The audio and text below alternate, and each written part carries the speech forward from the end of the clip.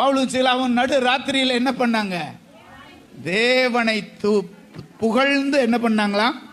பாடினார்கள் அப்படின்னு போட்டிருக்கு. 25 வசனமா? 25, 16, 25. அப்போஸ்தலர் நடபடிகள். பவுலும் சீலாவும் அந்த சிறைச்சாலையில கட்டப்பட்டிருந்த போது கர்த்தரை புகழ்ந்து அப்படியே பாட ஆரம்பிச்சாங்க.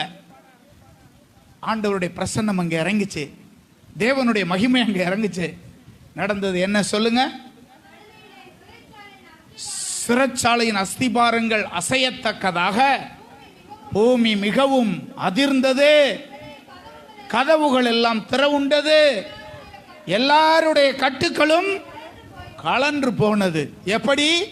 பவுலும் சீலாவும் கர்த்தரை ஸ்தோத்திரம் பண்ணி துதித்த போது அற்புதம் அங்கே நடந்தது.